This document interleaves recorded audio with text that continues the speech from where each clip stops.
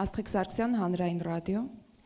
Պարոն վարչապետ, մինչ Հայաստանի իշխանությունները նոր կոմունիկացիաներով խաղաղ տարածաշրջան են նախագծում, փորձում ներգրավել կամ ներգրավում միջազգային գործընկերների, Ադրբեջանի նախագահը անում է հայտարարություններ, որոնք հակասում են Վաշինգտոնյան պայմանավորվածությունների խաղաղասիրական ոգուն։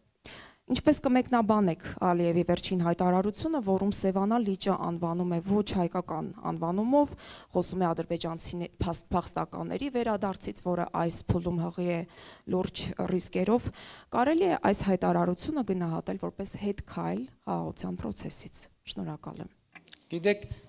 ձեր հարցով իրականում դուք ինձ շատ դժվար վիճակի մեջ եք դնում։ Ինչու՞։ Որովհետև հիմա ես ձեր հարցին երկընտրակի առաջ եմ։ Ձեր հարցին պատասխանելուց առաջ արդյոք ընդգծեմ, որ Ադրբեջանի նախագահի ձեր ասածը չի արտահայտում ամբողջ պատկերը։ Որտեվ Ադրբեջանի նախագահ ասել է, որ ցարական քարտեզներում, եթե նայենք, Սևանա լիճ չկա, կա այլ անուն։ Ինչ որ անուն։ Հասկանում եք, եւ ինչու է անհարմար իրավիճակ, որովհետեւ հիմա եթե ես այսպես վարվեմ եւ ասեմ, գիտեք ինչ, Ադրբեջանի նախագահը ոչ թե ասել է, որ Սևանա լճի անունը Գոյչա է, այլ ասել է, որ եթե նայենք ցարական Ռուսաստանի քարտեզներին, այնտեղ չկա Սևանա լիճ, կա դժվար է նրանով, որ ես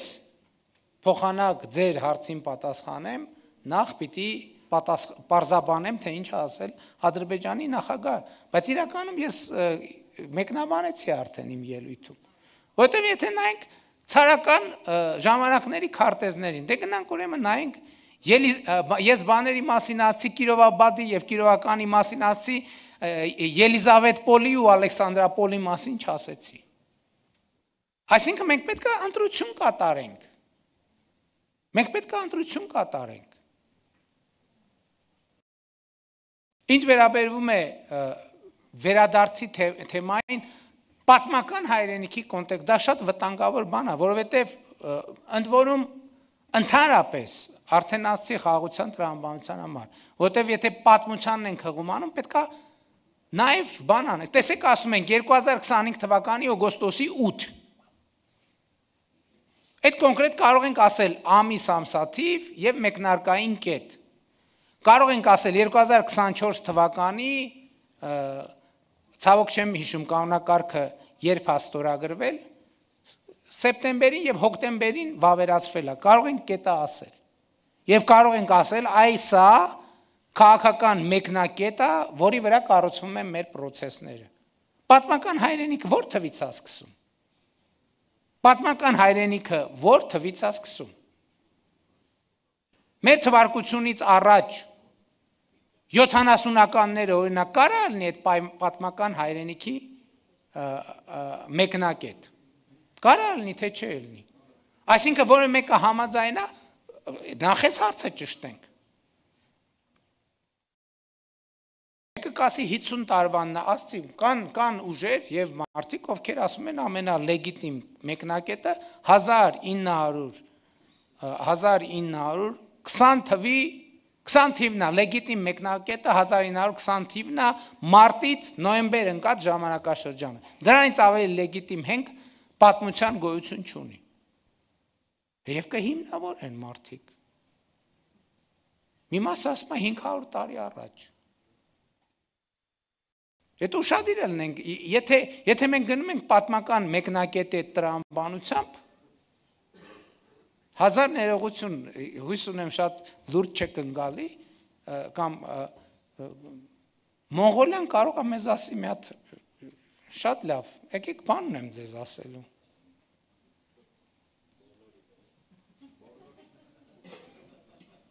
Վերջերս եմ ես Մոնղոլիայում եղել եւ ուզում եմ իրանց հետ նորմալ հարաբերություն է, դենց վախ վխելով կամանց զգույշ գնացել եմ հանկարծ չասեն, այս մեր ինչ կա մեր դրանից առաջ Իրանը կարա ասի, ես ինչ եք քննարկում։ որում երբեմն ես ձեզ ասեմ, մի այսպիսի զավեշտալի պատմություն ա եղել Հայաստանի եւ Ադրբեջանի ներկայացուցիչների միջև։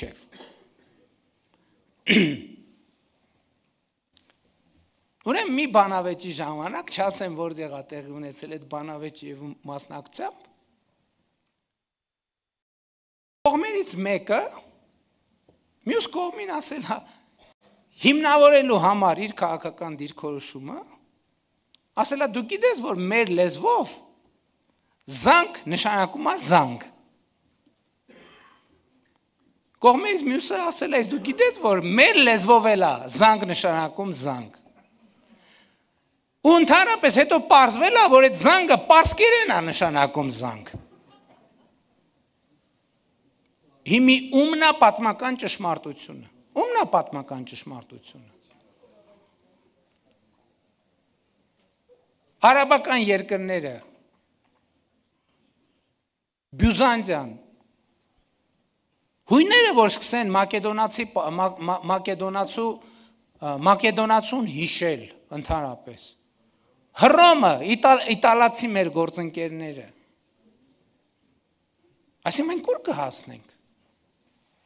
Ես էլ եմ ասում, մենք այդ պատմությունը կարդացել ենք եւ մենք իմ գնահատմամբ արդեն իսկ ստեղծել ենք նոր պատմություն, 2 տարվանն էլ է պատմություն։ Նոր պատմություն։ Եվ ես կարծում եմ, որ մենք պետք է շարունակենք այդ պատմության ստեղծումը։ Հա, այդ ընթացքում եւ էլի եմ ասում, ոչ կասեմ բարեբախտաբար, ոչ էլ կասեմ դժբախտաբար։ Պատմական սոցիալ հոգեբանությունը մի բան չի, որ սենց ռուբիլնիկը քաշես ու կանգնացնես, անջատես, անջատիչով։ Մենք պետք է կարողանանք անցյալը տարբերակել ապագայից։ Ընդ որում ապագան այսօր է եւ ապագան նույնիսկ 2024 ապագան նույնիսկ 2024 թվականն է։ Մենք արդեն 2 տարի ապրում ենք ապագայի մեջ։ Հիմա պետք է ընտրություն մենք շարունակելու ենք ապրել ապագայի մեջ։ Որը այսօր է։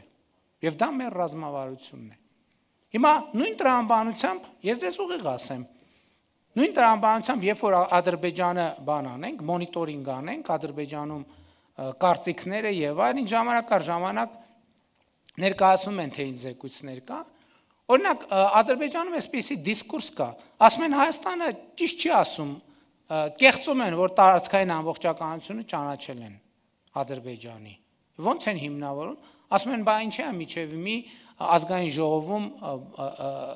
Լեռնային Ղարաբաղի դրոշները դրած։ Իրենց ընկալումն է։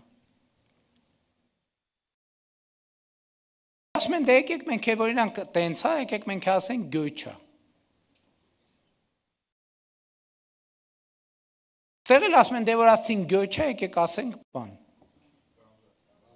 Գանձակ ասենք։ Եկեք ասենք կովսական, եկեք ասենք քաշաթաղ։ Իրանք ասում են, տեսեք ասցին ջրական։ Եկեք ասենք, որ Երևանը հին ադրբեջանական քաղաք է։ Ու ասում են Երևանը հին ադրբեջանական քաղաք է։ Այստեղ նայում են, ասում են, տեսեք ասցին Երևանը հին ադրբեջանական քաղաք է։ Եկեք հիշենք, որ Արամյանցն ու Մանթաշյանն են Բաքվի նավթի տերը։ Բա Ադրբեջանն էլ ասում է, որ Խորհրդային Միությունը այդ ապօրինի զավթել է բաները։ Շատ լավ, դե ուրեմն Արամյանցի եւ Մանթաշյանի սեփականությունը, որպես մենք ժառանգորդներ, հասկանում եք ուր ենք հասնում, ուր ենք գնում։ Սխալ ճանապարհ է։ Ու ընդ որում, այստեղ բացի մեր երրորդ կողմի Հայաստանի եւ Ադրբեջանից դուրս, այսինքն Հայաստանի Ադրբեջանի մի ներկայացուցիչ չկա, որ ինքը ի սկզբանե սենց բան ա եղել, իմաստուն ա եղել, եւ այս տրամաբանությունից դուրս մենք բոլորս եղել ենք այդ տրամաբանության մեջ, որովհետեւ մենք մեր երկրների, մեր ժողովուրդների սոցիալ հոգեբանության կրողներն ենք։ Մենք մեր պատմության զավակներն ենք եւ սպառողներն ենք, այո, բայց մենք պետք է Հարց տանք մեզ, մենք ի վիճակի ենք քաղաքական առաջնորդություն ստանձնել։ Մենք այդ հարցի պատասխանը տվել ենք։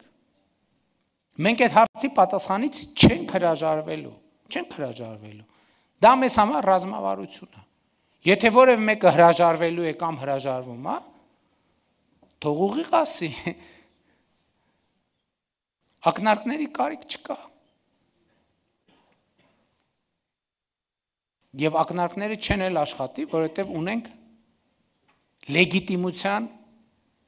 որովհետև այդ ակնարկները, եթե նույնիսկ լինեն, դրանք լեգիտիմ չեն, որ լեգիտիմությունը բխում է ընդունված փաստաթղթերից։ Հետևաբար, ես օրինակ, երբ որ մի օր է լինում, որ Հայաստանում ինչ որ մի պատճառով ներքաղաքական, մշակութային, որևէ պատճառով տեսնում եմ, որ այդ խոսույթը ակտիվացել է, ես գիտեմ 1-2-3 օր հետո կամ 1-2-3 ժամ հետո Ադրբեջանից հայելային խոսույթները գալու են։ Հետո Հայաստանից հայելային արձագանք, մինչև սոցիալական ցանցերում լինի մի չկանխատեսված իրադարձություն, որ երկու կողմերին էլ ասենք չգիտեմ, ինչ որ մի հատ իրադարձություն։ Ասենք շոու բիզնեսի հետ կապված։ Ասենք Ջենիֆեր Լոպեսի համեր կամ ֆուտբոլի հավաքականներից մեկի հաջողությունը կամ անհաջողություն։ Բոլորը կմոռանան պատմական հայրենիքի բանի մասին, մինչև դիմացի կողմը հիշեցնի դիմացի կողմին։ Եվ ես ինչի համար եմ սրա մասին խոսում։ Որտեւ ես հասկանում եմ, որ չենք հաղթահարելու առանց խոսելու։ Պետք է խոսենք։ Որտեւ ընդ որում պետք է արձանագրենք, որ եկեք չփնտրենք մեկնակետը, որովհետեւ դա էլ է ծուղակ։ Որտեւ ես տեսնում եմ, որ շատ դեպքերում Հայաստանում մարդիկ չեն տեսնում փող կապերը բանի, այդ երևույթների, քաղաքական խոսույթների, ընդ որում երբեմն էական չի ընդդիմադիր, թե կառավարական։ Եվ Ադրբեջանում էլ չեն տեսնում։ Մենք պետք է խոսենք սրա մասին։ Պետք է խոսենք սրա մասին, եւ ես ուրախ եմ, որ այսօր առիթը կա, եւ ես խոսում եմ դրա մասին, եւ սա հրապարակային խոսույթ է, եւ մենք այս գիծը տանելու ենք։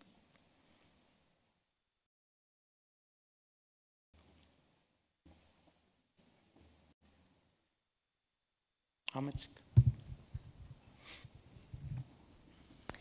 Արգաժան վարչապետ, շատ շնորհակալություն ելույթի եւ պատասխանների համար։ Ես թուրք լրագրող եմ Ստամբուլից։